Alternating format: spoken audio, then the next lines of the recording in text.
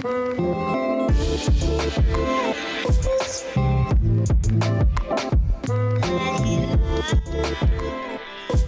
this is Sanyam Bhutani, and you're listening to Chai Time Data Science, a podcast for data science enthusiasts where I interview practitioners, researchers, and cagglers about their journey, experience, and talk all things about data science.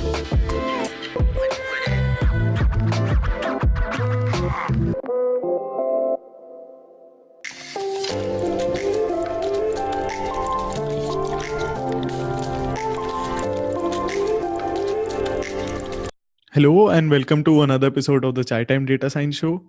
In this episode, I interview Dr. Sebastian Raschka, currently an assistant professor of statistics at University of Wisconsin-Madison and the author of Python for Machine Learning book. Sebastian has a background in biology and holds a PhD in quantitative biology, biochemistry, and molecular biology. In this interview, we talk all about his journey into the intersection of biology, machine learning, statistics, open source, and machine learning research. Yes, these are all of the topics that Sebastian is currently involved in. We also talk about his journey with writing the book. I'm sure you all are familiar with the book, and the book Python for Machine Learning has been rewritten thrice over the past few years. We discuss how the book has evolved and the latest additions to the version that has just come out, the third edition that is. We also discuss Sebastian's current research interests and his research efforts in the areas that he's currently actively contributing to. We talk about another area that Sebastian is also active in, which is open source. Sebastian is an assistant professor at UW, but he shares advices that apply to any student at university or otherwise in the field of machine learning looking to learn anything. So I'm really excited about this interview. A quick reminder to the non-native English speakers, this will have checked subtitles on YouTube. So if you're watching it on YouTube, please remember to enable the subtitles. And the blog version of this interview will later be published on the links that you can find in the description of this podcast if you'd like to check out the blog version later. For now, here's my interview with Dr. Sebastian Raschka, all about machine learning, statistics, open source, and research. Please enjoy the show.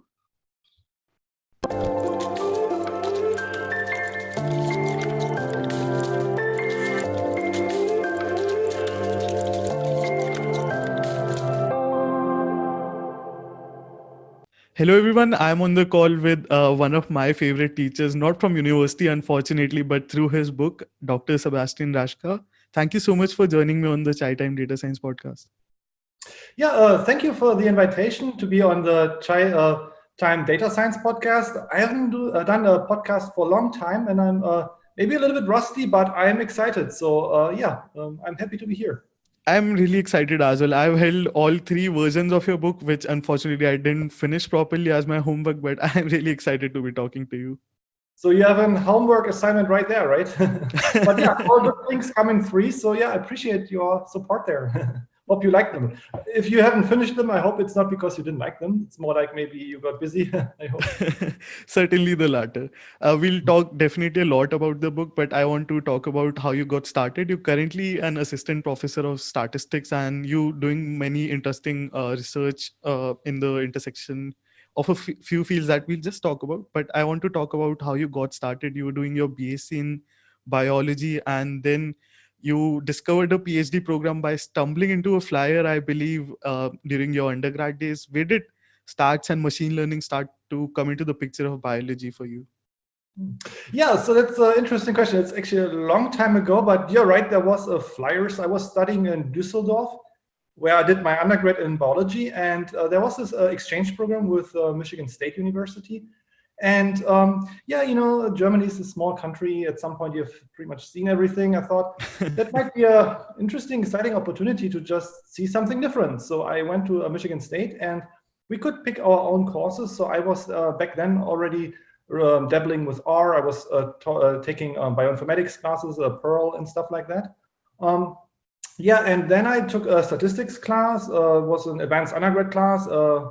molecular evolution class, like only computationally focused, and where you basically just also use statistical techniques. I got really interested in statistics, and then I joined Michigan State University for the PhD program later. And during my first semester, I took a statistical pattern classification class in computer science, and that got me hooked basically. So that was basically Bayesian statistics mostly, and we focused on Bayes optimal classifiers, naive Bayes, and everything revolving around the Bayes theorem. But then based on that, I mean, this is just a small picture of the machine learning field. I also took a data mining class, and that was also the time where I started writing my blog, got super excited about everything, and yeah, I was just getting hooked back then, and I could also see how that applies to my work, and I kept studying, and that's basically how I ended up in machine learning, I guess.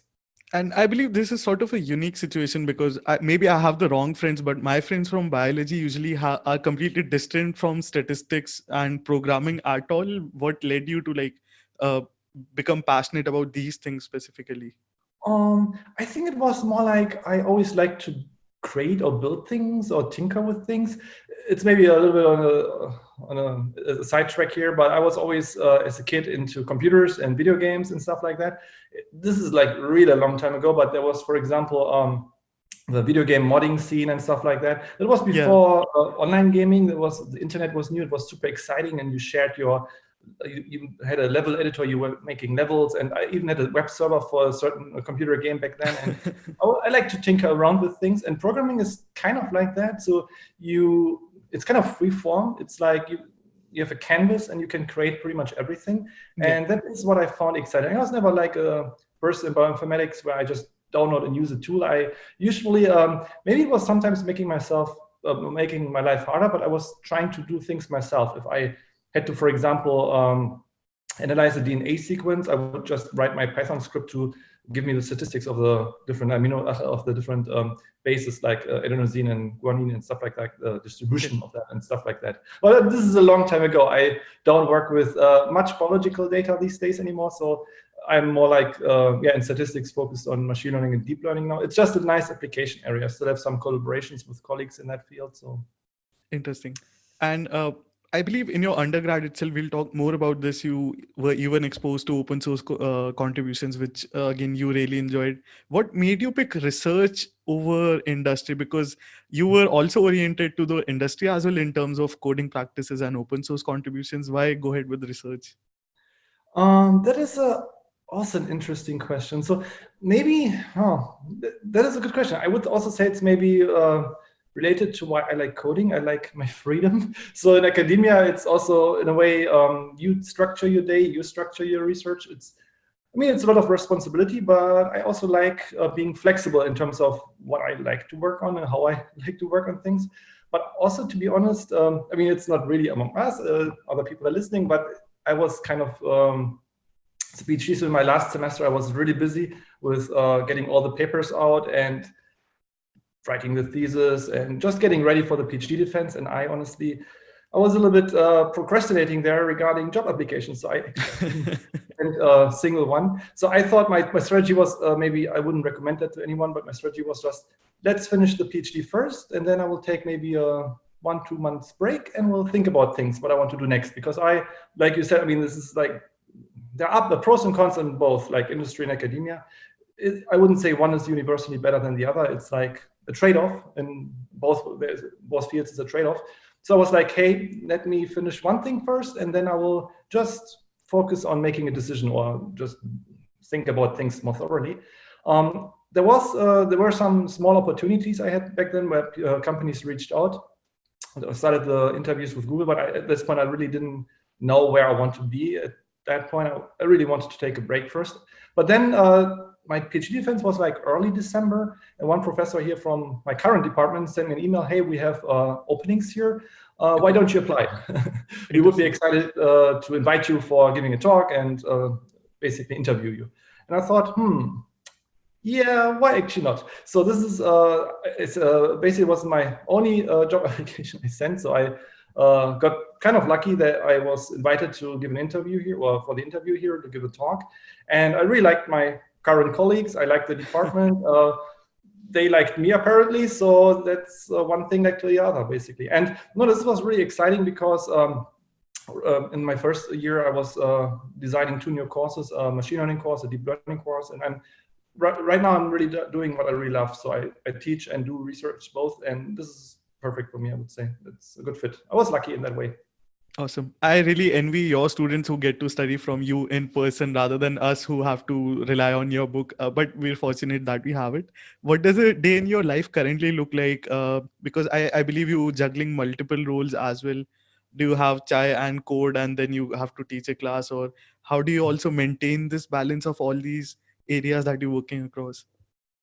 Yeah. Also, this is a very good point. This is you have a lot of things on your plate. Basically, you have to teach. You want to do your research, but also you have students that also help you with research, or you help them with research. It's kind of a symbiosis, basically. Yeah. But it's also can be a little bit much sometimes. So you have to find a balance at some point. For me, maybe that's my German gene. I try to be organized. So I have a daily to-do list, and every Sunday, basically, I do a review of what I want to do this month and the upcoming week, and then try to find a balance between teaching, research, and spending time with my students, but also doing some coding. So because my classes are very, they are theory concepts, but they also involve practical portions.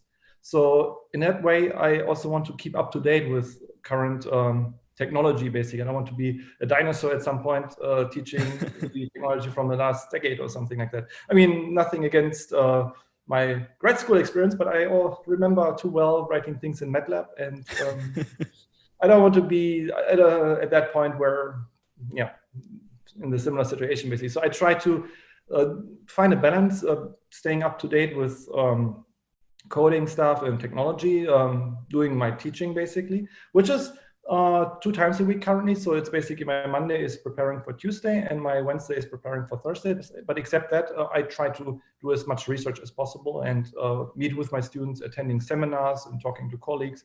It's like it's a trade-off. You can't do everything. The day only has so many hours. But yeah, it's also because it's such a mix, it's never boring. So it's always something new, something interesting. Definitely. I wouldn't say I have a super great tip for being say, more balanced or something like that, but planning ahead definitely helps. Like writing things down, making a plan where I want to be at the end of the year, what do I want to accomplish, and then kind of focusing on the things that are related to your goals, basically.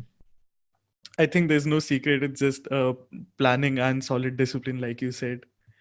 Talking about talking about research, so I haven't worked on research, unfortunately, but I believe research is about asking the right questions that lead you to working on problem. Can you tell us how does a research pipeline for you look like? How do you approach new ideas, and what questions, if I may, do you ask while working on a new problem?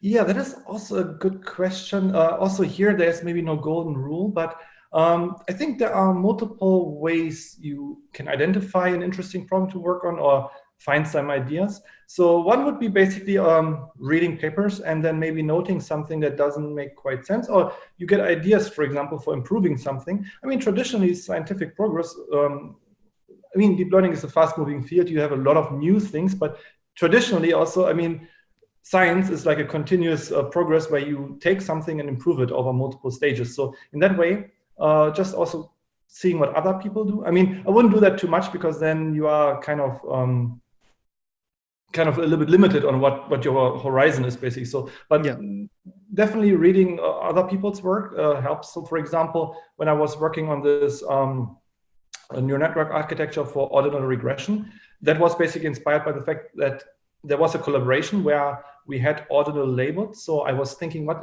methods can we use instead of just a classification or regression method, ordinal regression method, what is out there for deep learning? Mm-hmm. I was looking at literature, and then I read a paper basically where they presented such a method. But then while reading this, I noted, okay, this method works really well, so there's no criticism here, but it could be improved because it didn't have a rank consistency basically. So I don't want to go into too much detail in there, but then I thought, okay, we can have basically an improvement that has this rank consistency, and that led basically to a research project.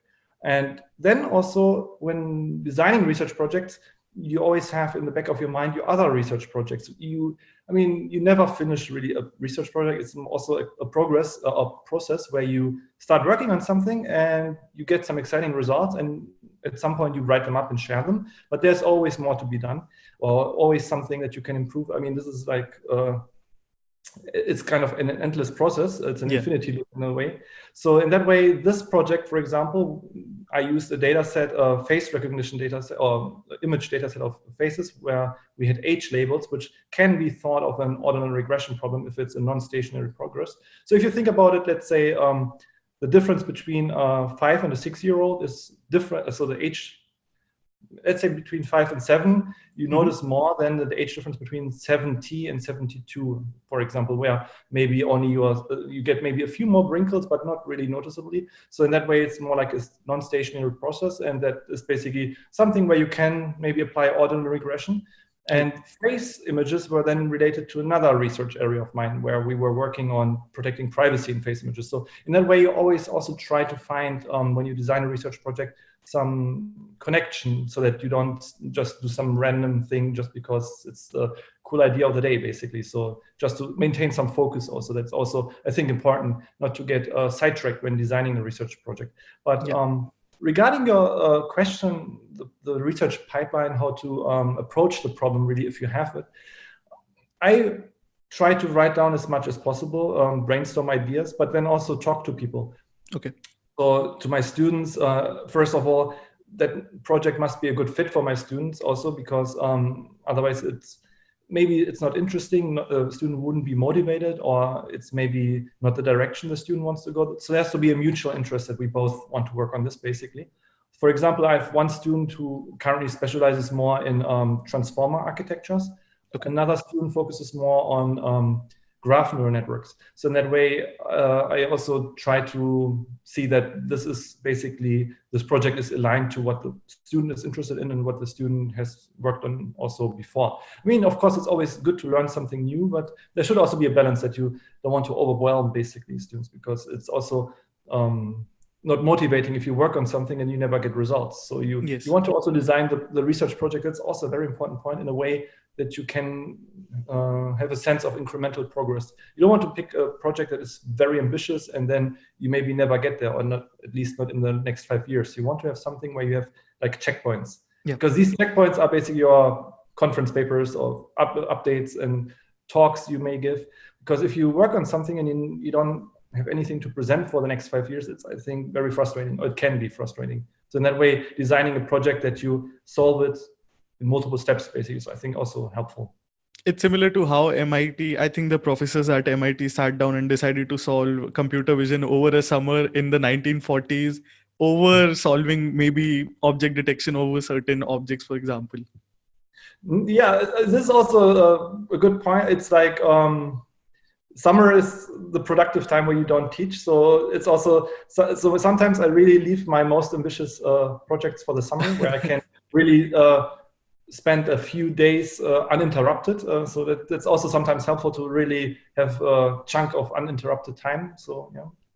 So on the flip side, there's another question, that when you have this uninterrupted time, you might continue exploring, or you might have to put brakes on the project, because at least in machine learning, nothing works until it does. No model works until it perfectly does.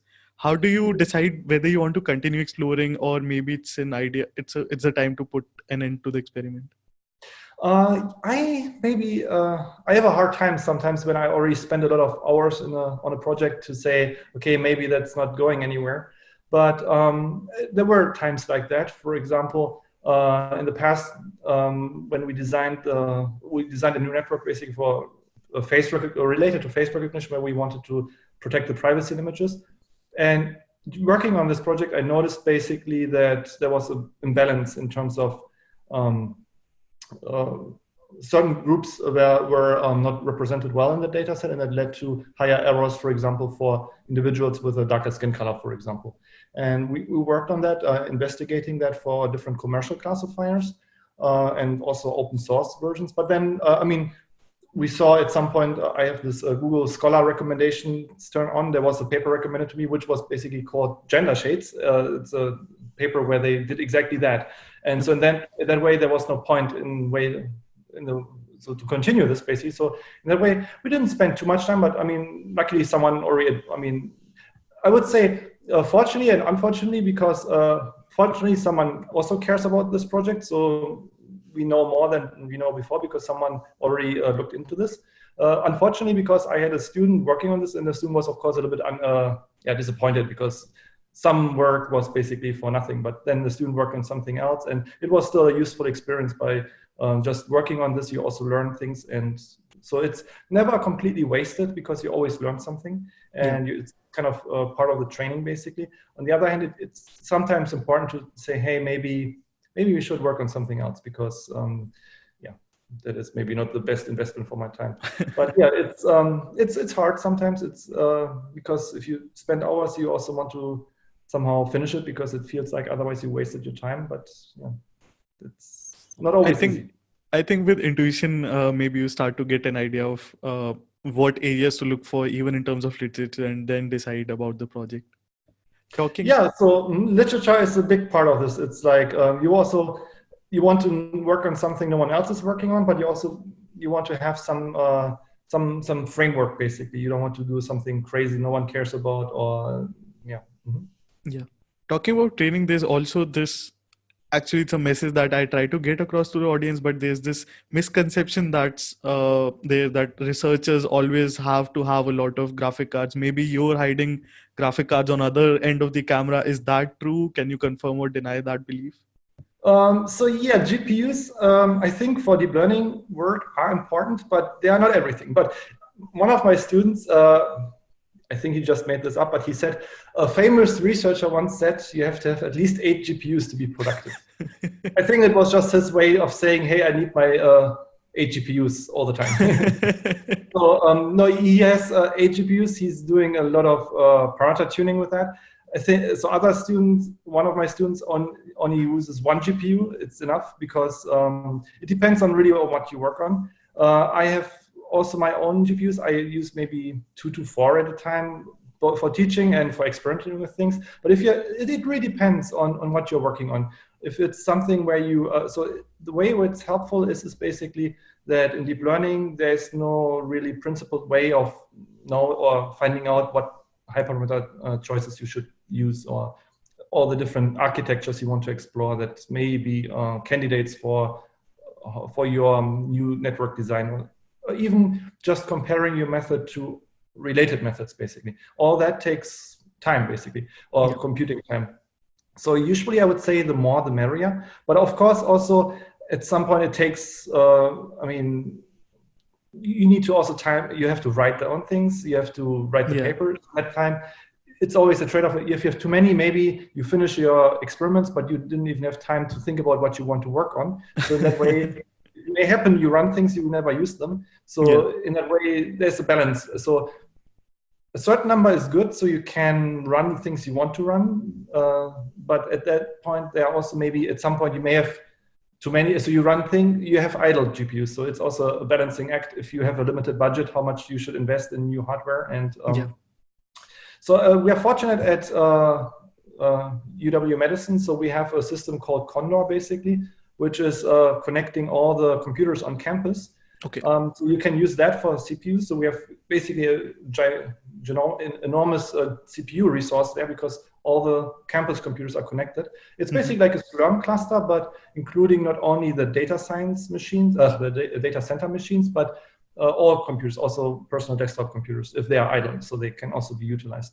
But GPUs, GPUs, they are just starting to add them now, so we don't have that many yet, but we last year got a grant approved to also add more GPUs to this. So we have, I think this year already, they have bought like 32 new GPUs. So in that way, it's also becoming easier for students to get resources, of course. So it will take some time. And in my classes, I use a mix between local GPUs and also using Google Colab and the Kaggle kernels, which are great. They are great tools for students, which are free. Can only use maybe 1 GPU at a time, but in that, for learning, it's usually already very helpful to have at least 1 GPU.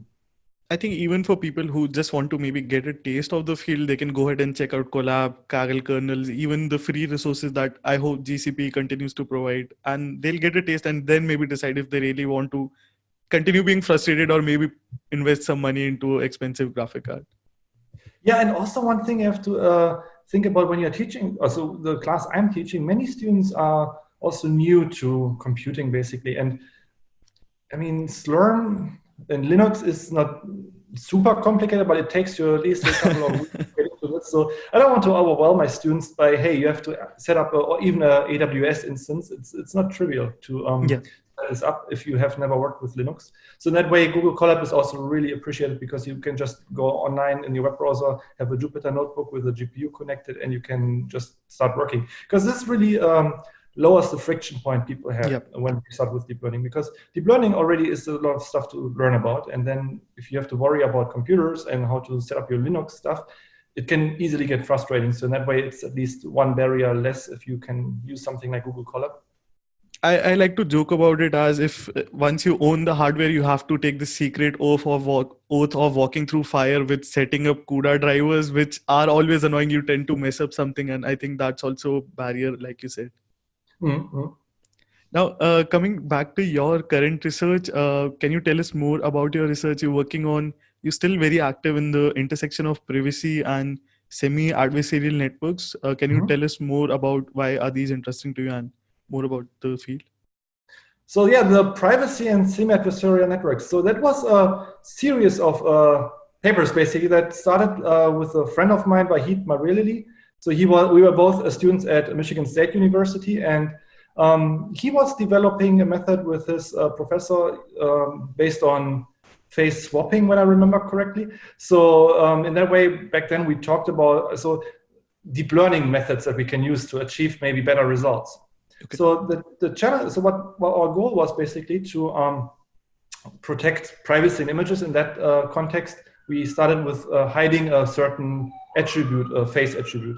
So here, what we did is basically trying to hide the gender attribute. Because, for instance, I mean, data collection on the internet is like very prevalent nowadays. You can just download certain information about people that you're maybe not supposed to. It's maybe a little bit private. So in that way, we just also wanted to develop a general method that you can retain the utility of your data. Let's say the face image for face recognition. Let's say a biometric, airport scanners and so forth. But you shouldn't be allowed to extract more information than you're supposed to. For example, even if you have a security camera, that you can have still the security footage. You can maybe, if there's some incident, you can recognize who that is in the picture, but you can't maybe do a large scale study of different people who, let's say, the distribution of gender visiting your store and things like that. Mm-hmm. So in that way, we designed the semi-adversarial network with two goals in mind, basically retaining face recognition accuracy while hiding the gender attribute. It's basically a kind of a constrained optimization problem. Okay. For that, we started very simple, using a simple autoencoder. So that was the idea a little bit earlier, before even generative adversarial networks. Okay. But so the first idea when we had that was a little bit before that. But later we recognized generative adversarial networks could be even more useful in that way. And the last paper we had was basically using a GAN with a cycle consistency. But yeah, going back to this idea, we had this autoencoder, giving the autoencoder a face image. And then attached to it, we had a gender classifier and a face recognition module. Both were in that, could be anything, but we used convolutional neural networks for all of the modules, subnetworks. And when you basically feed the image to the autoencoder, it will try to reconstruct the image, but then we add a constraint to that in the way that the gender classifier prediction should be flipped. So that's basically the adversarial goal. And the not adversarial goal is retaining the face matching accuracy, which is why we call it semi-adversarial. So it's half adversarial, basically. Okay. And we had a kind of series of papers on that. There's basically improving it also incrementally, like we talked about. It's basically you have this idea, you get it to work. It worked, so we had our kind of proposed the method in our first paper. But then we knew, okay, we can actually improve this by many different ways. But if you would basically do all of them at once, it would be a multi-year project and it would be a 50-page long paper that no one is able to read. So we kind of did this incrementally. So the first paper was the basic idea, basically. Okay. The second one, we improved issues like imbalance, in data set imbalance, because, for example, people from certain subpopulations were over or underrepresented. And the third one was basically an idea where we basically connect different modules of these, because every module adds a certain perturbation to the image, and we can basically control how much we can disturb the image by having multiple of these semi-adversarial networks in a sequence. Because basically what you get is basically you have the input is a phase image, and then your output is a modified phase image. Okay. And you can take this modified phase image and give it to another semi-adversarial network to add some other perturbation on top of it, basically. So you can modify it step by step. And the third one was basically extending this idea, so not to only hide gender information, but also to hide race information and age information, basically. So doing three things at once. And that was also with a cycle consistency. And that is also a selective framework. So you can say, I want to, let's say, hide the gender, but I don't want to hide the age, or I want to hide both at the same time, and so forth. So it was more like a little bit more complex in that way. So a little bit more general, also in the way that you can target specific attributes. And you had the cycle consistency. We borrowed this idea from the CycleGAN paper that made also the results look much better, basically. Okay. Now, so that was one area of research, but yeah, so. That was a high-level overview, but in case anyone wants to check those papers out, I'll have those linked in the description of this podcast if you want to read them. Now, another aspect that I think not many researchers, I wish they were active in, is open source. You are always kind enough to share open source implementations also of your research, and also you've been contributing to it outside. And I think you discovered your passion about this during your undergraduate days. Can you tell us about your open source journey? You've contributed to scikit-learn, TensorFlow, and even PyTorch. Yeah, so that started basically out of passion. I like coding. At some point I discovered, hey, I'm using open source software, and it might be useful if I find some issue with that, if I not only fix it on my computer, but also share the solution with others so that everyone can benefit from it. And I have to say, in the early days when I contributed to scikit-learn, I really learned a lot, because people working on scikit-learn, they were really good coders. They had what I really liked about this is also that this very rigorous style expectation that you can't just upload any code. You have to have the documentation alongside with it, and unit tests, and also style-wise, it has to be a good code. And this was really inspiring, I would say. It's like that inspired me really to do a proper job when coding, basically. I mean, there are days when I don't know, I have to sort some files or rename some files on my computer. I don't write documentation for little things like that. But if I write research code, I always try to document it and also have good practices, because even though I may not use it every day or share it with other people right now, there may be a time next student wants to work on some project, I can give the student my old code and it's still readable. And in that way, open source really encouraged also good habits, because it's like, even if you write personal notes, if you have, let's say, a diary, you maybe don't care so much about your handwriting, but if you put an article online where many people can see it, you want to make sure that it's also legible and that you don't have embarrassing errors in there. In the same way with code, I think open source, but also what I like about it is basically it's bringing the best out of you. Basically, it makes you do a good job. And this is also very satisfying when you hear people who find it useful and give you feedback. That's also another aspect. When I contributed or had my own open source libraries, other people were using the code and they had ideas I didn't have, and they improved the code a lot, and they pointed maybe out errors I made, and I learned so much just by interacting with people who used my code, basically. So one recent example, I have this MLExtend library, which basically just started it's just seriously a loose collection of things related to machine learning. It's also why it's called MLExtend. It's a machine learning extensions. I mean, it wasn't maybe the best name, but at that point, it was. I just wanted to have a GitHub project, basically. So I just picked the name, and then I just every time I needed some new functionality that was not implemented elsewhere, I implemented it and added it to that. Mm-hmm. So, for example, for one research project, I was needed doing some frequent pattern mining. Mhm. So frequent item sets and things like that, using the a priori algorithm first to find frequent item sets. And I couldn't find a good Python solution. There was this C++ package, but it was not what I wanted. It was a command line tool. So I wanted something where I can have the output in a pandas data frame for further analysis. So I wrote my own a priori algorithm and put it into ML Extend. And this is among, I would say, now the most widely used things in ML Extend, the frequent pattern mining things. But I only uploaded the very rudimentary, not rudimentary, but it was a working version, the a priori version. Mhm. And then other people used the code and made it much faster. They saw, okay, why are you doing this?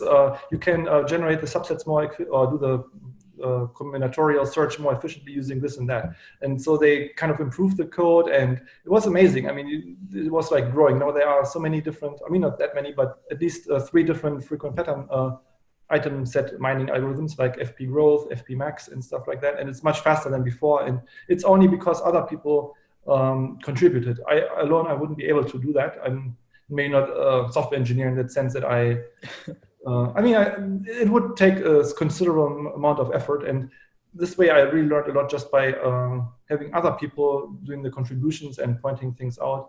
And no, it's kind of amazing. It's also, it helps you learn basically, because these are things you don't learn from a textbook basically. I mean, there's no one who in a textbook who will explain to you how to take this algorithm and make it faster in general. It's like, it's very useful to be, I think, involved in open source. Of course, there's always a balance. You also have other responsibilities, but it's like a nice free time activity, I think.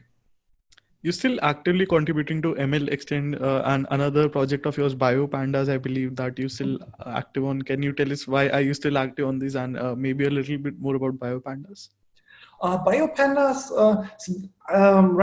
there, I'm not that active anymore because it is, I would say, I wouldn't say it's finished, but it was maybe a smaller idea. So the idea was basic. So I did back then a lot of small molecule screening that is basically related to drug discovery. You have a small molecule and you want to find similar molecules. You do some screening, you compare molecules and compute statistics about the molecules. And there were so many different tools that you can use to compute certain things about the molecule. So a molecule is basically, you can think of it as a graph. It's basically atoms that are connected by bonds. Okay. However, when you download these files, there's, for example, one file called mol2. And for proteins are a larger molecule. You can think of it as a large molecule, a peptide, large peptide. They are stored. There are 2 major file formats. For proteins, there's a PDB, the protein data bank file, and which is basically a text file. It was basically developed for Fortran back in the day, so it's column-based also. So you have the coordinates of each atom and the atom type. Okay. In that one, you don't even have bond information, just the coordinates and the atom types. So it's just a list of these things. And it would be, so there are many, many different tools that let you read that in and have their special API to analyze and parse that.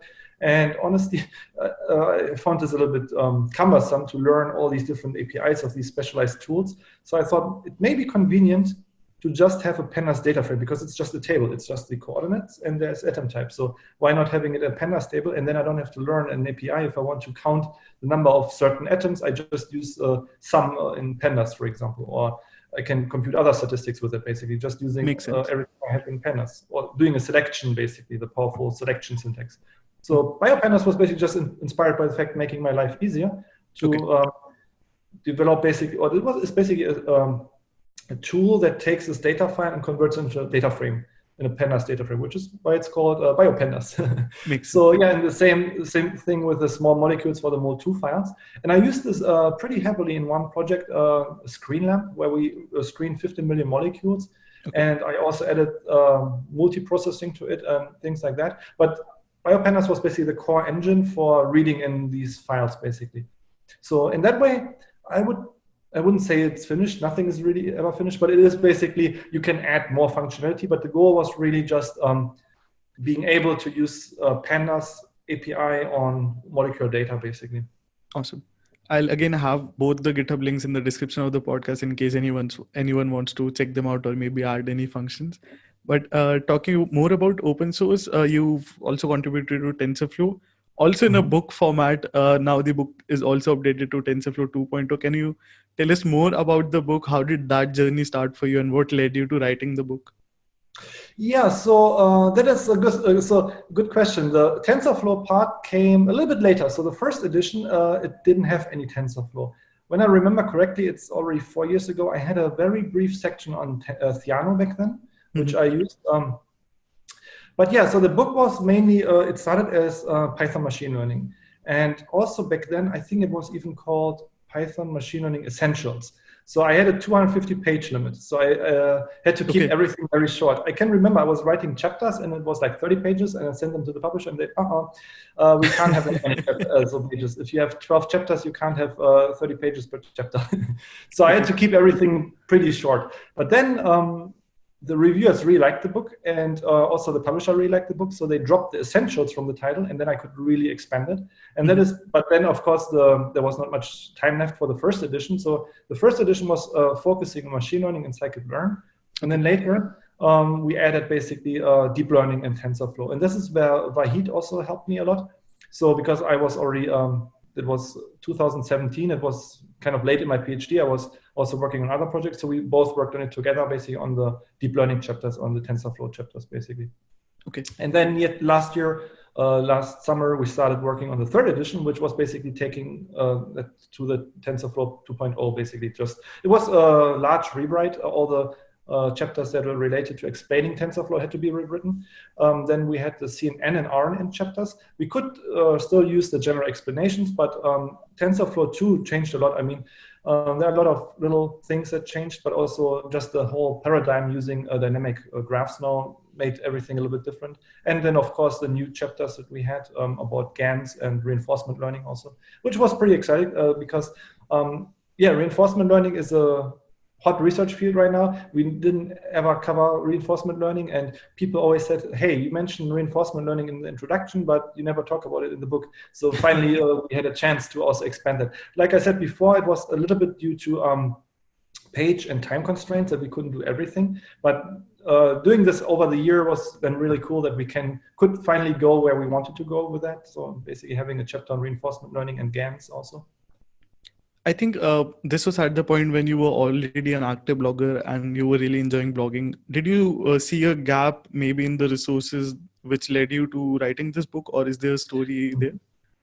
That's a very good point. I think one led to the other. So I started with basically blogging, but you may also notice that I'm not blogging that much anymore because the book is basically an extension of the blog, I think. So it's like, I think that's maybe why the publisher contacted me. They liked maybe my blog articles and asked me to write the book. And for me, I was thinking about this, but I thought it might be a good opportunity to basically do what you do in the blog, but to have a book where you can reference. I mean, each chapter can be a sequence. For the blog, you have an article here and an article there, and they are more like disjoint. You can maybe write a series of blog posts, but then it is basically a book, basically. So it was basically an opportunity for me to write about everything in a more structured way, and having a sequence instead of doing a random blog post here and there. To have this book as a more complete source, basically. This is also where I initially wanted to go with the blog. I basically had, I think I had an article like Introduction to Single Layer Neural Networks, which ended up being the second chapter of my book then, the perceptron and adaptive linear neuron, basically. And also the PCA chapter in the book is inspired by the blog post I had on this, basically. So it's all kind of connected in that way. Did you expect the book to become this famous, if I may famous, or is it still behind on your vision? Honestly, I didn't expect that at all. I was right. I wrote a book on heat maps in R that was in 2013. And I don't know, maybe 100 people or 12 people bought it. So that was not a very popular book. And I expected something about the same for this book too. So I didn't write this because I wanted it to be popular. It was more like, as a student, I was just excited to write, and this was a good opportunity, I thought, because having someone also reviewing your work and helping you putting it together, this in one framework, basically, I thought that might be a good opportunity, but I never expected that. People would like it that much, and this is really nice to see actually. Now, the book has been rewritten thrice, I think, which also represents the pace at which our field grows really fast. It also took a lot of efforts. Can you tell us what's latest in the third edition and what are the exciting updates in the So latest I one? hinted at this a little bit like a few moments ago, but let me start again because I thought I was going a little bit on tangents here. So what we basically did is we took all the first 11 chapter 10 was plus clustering. The one after, so until the first chapter into TensorFlow, not much did change there, but there was a lot of reader feedback, a lot of questions I got by email, little things that I maybe didn't explain well. So I went back and kind of updated all the explanations where things were unclear. So you won't maybe notice a big change, but it is like a little bit polished, I would say, like making it smoother, and also adjusting everything to the latest version of scikit-learn, make sure everything still works. But then, the real change happened after or in the first TensorFlow chapter, where we basically rewrote the first two chapters on TensorFlow with TensorFlow 2.0 in mind. So the first one was more like a general introduction into deep learning or deep learning libraries, and the second one was on TensorFlow was more like the inner mechanics, like a little bit more in detail. So that had to be almost 90% rewritten. Basically, I think we maybe kept some of the the headers, but except that all the content and code had to change. So that was basically, I would say, most significant update. And then the CNN and RNN chapters also got an update because we have now the different version of TensorFlow, which changed a lot of things, especially around the data loading. And then the next chapter was the GAN chapter, where we basically wrote a new chapter from scratch, also highlighting GANs. Now we also have the last GAN is the Wasserstein GAN, but we didn't go into too much detail in terms of all the different GAN architecture, because there is, I think, a GitHub repository that has like 200 or 300 different GANs. So we only focused on the fully connected one, convolutional GAN and the Wasserstein GAN. And then in the next chapter, the reinforcement learning, basically, which is maybe the most exciting one because it's really new. It's something that was missing in all the previous versions, and people really wanted. They said, "Hey, you have this in the introduction. Why is there no chapter on reinforcement learning?" Personally, my research is not on reinforcement learning, so that was for Wahid, who did the majority of the work, a lot of work to get good examples to run. So it is not easy to train reinforcement learning agents, but I hope we did a good job there. And that's maybe my highlight, I would say. How did you decide on the topics that you wanted to include? Because I'm sure there's this huge number of things happening in machine learning. How did you narrow down your focus on maybe skipping a few things, deciding what makes it to the book? Yeah, that is, it's really hard to say no to certain topics. But I thought, RNNs and CNNs, at least having a deep learning chapter on images for the CNNs, one on analyzing text. The GANs is very interesting because, like I mentioned, these privacy-related projects were involving autoencoders and then GANs. So that is also something I wanted to have in there. And also a lot of people work nowadays with GANs. It's across different application and research areas. So that is, I thought, something, even if you may not, as a reader, may use GANs yourself, I think it's good to know about it. And then, the reinforcement learning was basically, first I was excited about also myself because I've never really worked with it before, like in an application.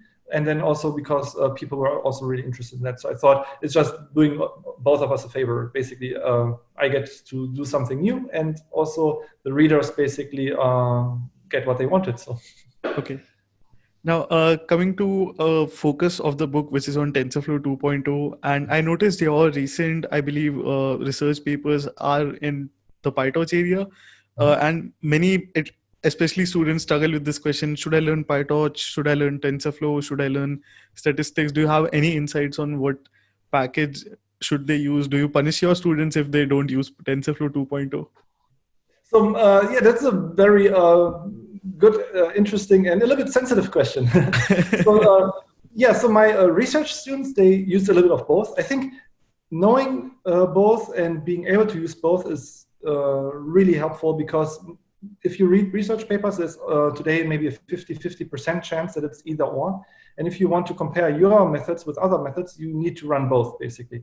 So, and usually it's not as easy as downloading a package and then running it. Usually you have to change a little bit of, make some tweaks, modifications, maybe even port the architecture to your language. So in that way, you have to be able to kind of understand what's going on. And also what's interesting is, yeah, like you mentioned, the book is in TensorFlow 2.0. Yeah. In my research, I also use PyTorch. In my classes, I currently use PyTorch, but Okay. it's like, I mean, there's advantages and disadvantages on both sides, but what I noticed is basically both are kind of converging. So it's kind of interesting to see. TensorFlow started with a static graph paradigm. And then people wanted more like the dynamic graphs because it's easier to debug, easier to work with, and more familiar if you come from NumPy. So they added like this TF-eager mode, which is now making it also more basically a dynamic graph like in PyTorch. In PyTorch, however, people who like PyTorch, they were saying, okay, this is not so good for production. How do I export my thing into C++ so I can put it on my mobile device and whatever people do?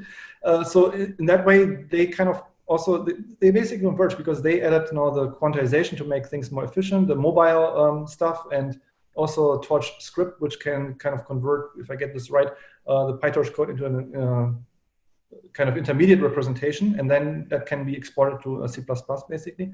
Yeah. So basically, Caffe 2 is now part of PyTorch, basically, under the hood. So in that way, PyTorch got also static graph compatibility so that you can export your model to a static representation. And TensorFlow got this eager mode, basically, so they kind of converge to the same thing. So right now, I think it's more like a matter of preference. They have both slightly different APIs, but they're also both user-friendly now. So for TensorFlow, you also have the tf.keras now in TensorFlow 2.0. Yeah. Before it was only compat module. Now it's like an official API in TensorFlow. So also that is easier to use. So right now, I wouldn't say there's really a pro and con on both sides. And because this is like R versus Python, there's like a hot debate always, what should I use?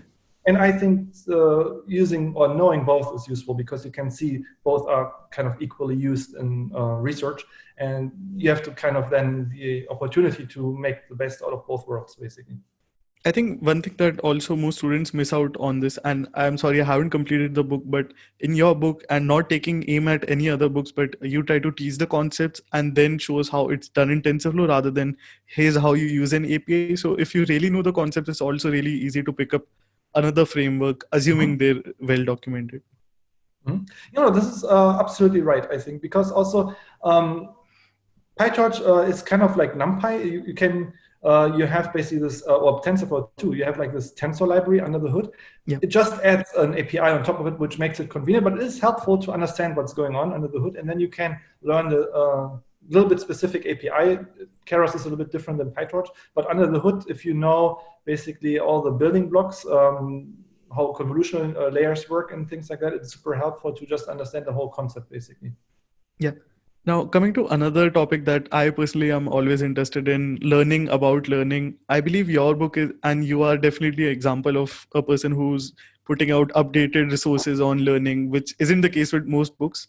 But you're also an active teacher at UW. What are your suggestions for future students who maybe aren't fortunate enough to take a course at a university and they're using your book or online courses to fill their gaps? I think, this is an interesting question. I think, yeah, online courses have come a long way.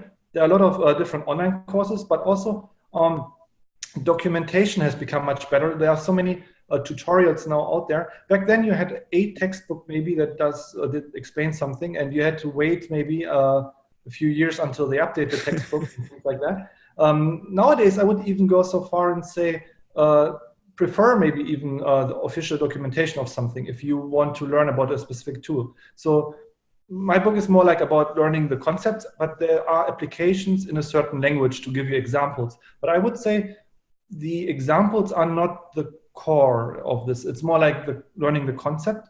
Yeah. If you want to, for example, learn a specific tool, I think learning on a high level, like book like that where you get an idea what it is about is useful. But then also going to the website and look what official documentation is out there. Because in PyTorch, for example, they have a lot of tutorials in TensorFlow nowadays too. So these are more in depth, basically. They help you do certain things. And then what's very important, I think, also for learning is to have collaboration with someone, either open source, but also they have like this forum, let's say the PyTorch discussion forum, or even Stack Overflow for TensorFlow, where you get feedback basically and see what questions people have. You kind of communicate, because there are so many little things you may not know that you're not doing them right or something like that, because things are complicated, and having always a second pair of eyes looking over your code, or you maybe help other people, it's always a good thing to do to kind of learn. I think it's a good learning experience to have also discussions about things. Why do you do this and like that and not the other way? It's like very helpful, I think. But also in general, just working together with people, and even writing a blog basically. So you maybe learned about something new and then you write about it, and that is, I think, also partly how I learned, by writing this down, because then you know what you don't know, and you will automatically be motivated to learn more than you already know, so that you can basically explain this well. Because if you only know something on a surface level, it's usually not sufficient to write about this well. So it kind of, writing about it encourages you to dig a little bit deeper. But then also when you publish, let's say, your blog post, people have ideas, additional ideas, like, hey, I noticed you suggest doing this, but have you thought about doing it this way? And this way you kind of stumble upon new things way more efficiently than reading everything out there. Because if you start reading all the material about a topic, you spend a lot of time reading the same thing over and over again, because the basics are kind of covered in the same way, in different ways, or by different authors, but there's maybe only a very small chunk that is new. So by reading multiple resources, you spend a lot of time just reading the same thing. And if you write about something and there's maybe an expert that just points exactly out what you need, and you get them more efficiently, basically. And people usually get afraid, especially, like, I can speak at a personal level. I was afraid that it's a scary world out there. And it's generally the opposite. The machine learning community, even on Twitter or otherwise, is very warm and welcoming. They provide useful feedback and not criticizing feedback most of the times. Except for the Reddit machine learning subreddit. I would stay away from that, maybe. Or maybe just reading it, not commenting necessarily. I've been banned from it because I keep sharing chai time data science, and apparently they don't like it. Yeah, it's. I also I don't think I comment much. It's just more like I read the news basically sometimes. But yeah, it's a little bit not so welcoming maybe. But except that, like you said, yeah, Twitter is generally very welcoming, and that is main source also for new information. There are also some newsletters I subscribe to, which are great to just stay up to date.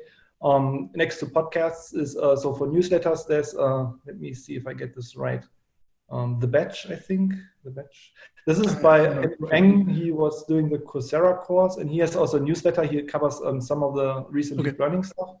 And by Jack Clark from OpenAI, he has also this weekly newsletter. And this is always helpful to see like a brief summary of what's new, and also for staying up to date. I'll try to find those and have those linked in the description in case anyone wants to check them out. Now, coming to general tips, do you have any tips for beginners who just purchased your book and are listening to this podcast, or who are just getting started in deep learning? What I would say is, getting started is always a good thing, not getting hung up in details. I think it's always, you have to find the balance between doing things right or doing things like perfect and just getting started. Because if you, for example, one example is, learning math is very important. But if you just if you buy 5 textbooks right now, one on linear algebra, one on calculus, and maybe some on Bayesian statistics and so forth, and you read all these books, you will spend like 5 years without doing anything maybe exciting. I mean, some people will say reading these books is already exciting, but what I mean is doing things alongside is, I think, very motivating. It's like picking some project or problem to solve and then working on it, and that keeps you motivated. Because otherwise, I mean, it's maybe beneficial to just learn all the math up front. It's maybe efficient because then you don't have to look things up when you learn deep learning. But I think you will have a hard time maintaining your focus, because at some point you get bored or something like this. So you will think, oh, why am I doing this? I can't do anything exciting, right? So one thing how I also learned a lot of, let's say, my coding practices with pandas is by picking a project that is kind of interesting or cool, that I liked, it was fun. So in my case, I was doing fantasy sports predictions. So Okay. there was, I don't want to say the specific website, but there was a website where you could, on weekends, submit basically your roster for a Premier League soccer, basically. So Okay. you selected 11 players for your team. And it was basically a constraint optimization problem, basically. So you had a certain budget and you could buy these certain players, and they got scores based on how well they did in the real world. And you also had injuries and things like that. And you wanted to basically maximize the number of points given your salary.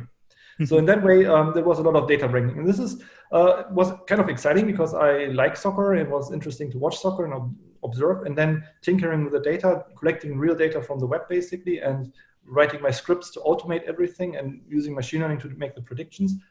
That was basically very exciting. I had some project where when I learned about something, I kind of implemented this into my framework there and experimented with this. And I thought it was what kept me motivated basically.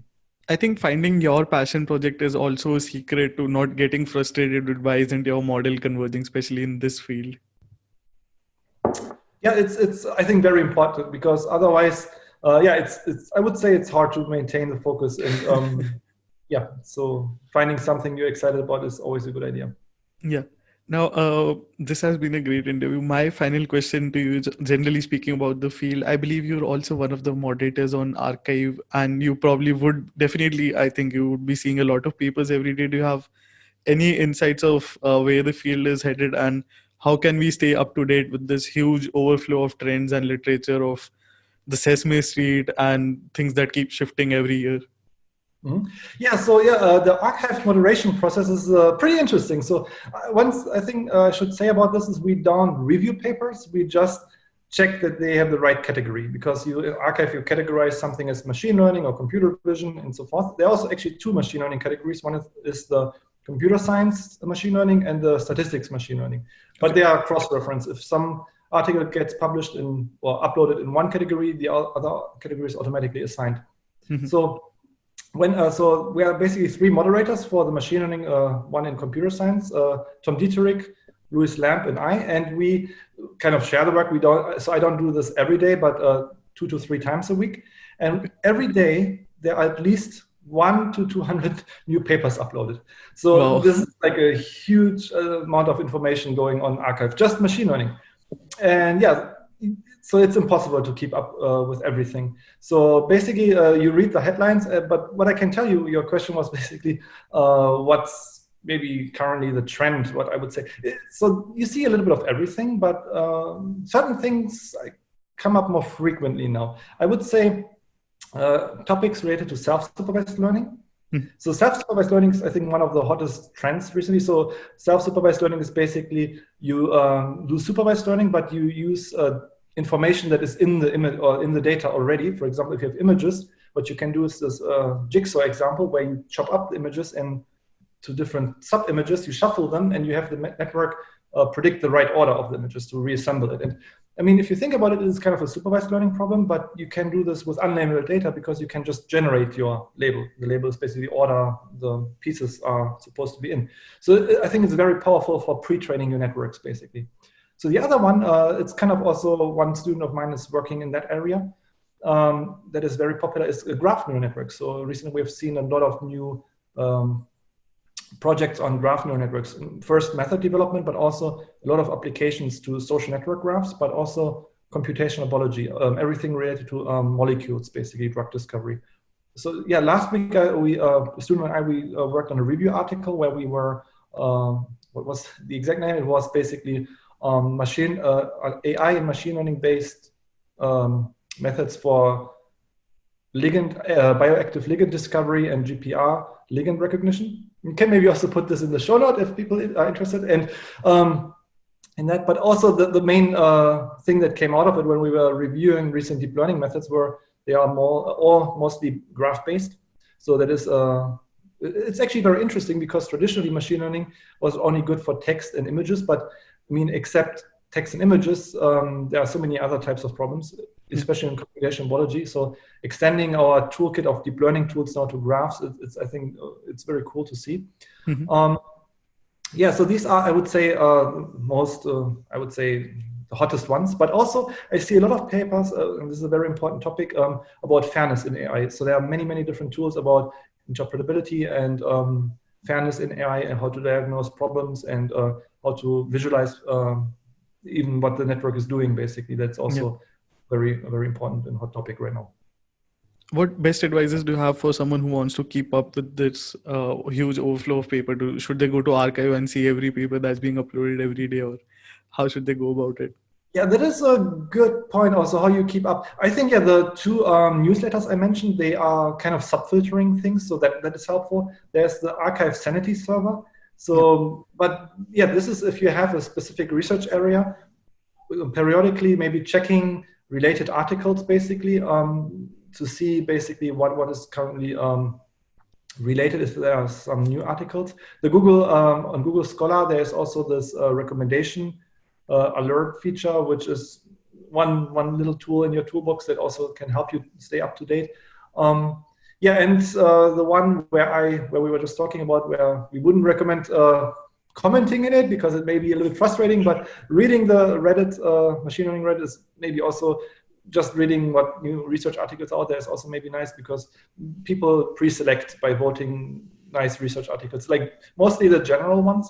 So all these resources are very helpful for keeping generally up to date. But it's more like a general section of the field. If you are more specific than that, I think you need to still use search engines like Google Scholar to find related work.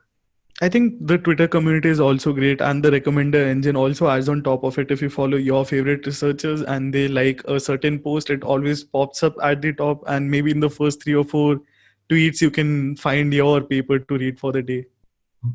Yeah, no, Twitter is, I think, maybe also the social website or media website, the only one I'm really using, and my favorite one by far. Because there you can really, also what I like about it is the people you work. I mean, it's not like anonymous, so you at some point you know different interests by people, and you have your audience, and so basically you can really tailor it to your interests, basically, which is nice. Yeah. Now, Sebastian, before we end the call, what should be the best platforms for the listeners who want to follow you and follow your work? I think that would be Twitter. That is an easy one. Could you spell out your Twitter handle? I'll have it linked, but in case anyone who's lazy to scroll even to the bottom. Sure. So my Twitter handle is RASBT. So RASP or RASBT. So the name is a little bit weird, but I think I wanted to do something that's related to my name, but all the short ones were gone back then. I think, I'm not sure if it's still like that, but back then it was really cutting into your character limit, so I wanted to have something short. It's just for Raschka Sebastian, so that's where it's coming from. Anyways. Okay, awesome. Thank you so much, Sebastian, for joining me on the podcast, and thank you so much for your contributions even to the open source, the research, and even for creating the book.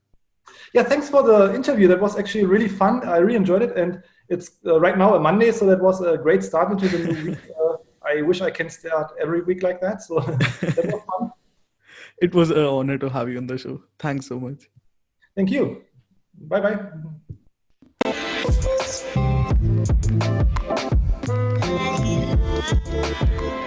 Thank you so much for listening to this episode. If you enjoyed the show, please be sure to give it a review, or feel free to shoot me a message. You can find all of the social media links in the description. If you like the show, please subscribe and tune in each week to Chai Time Data Science.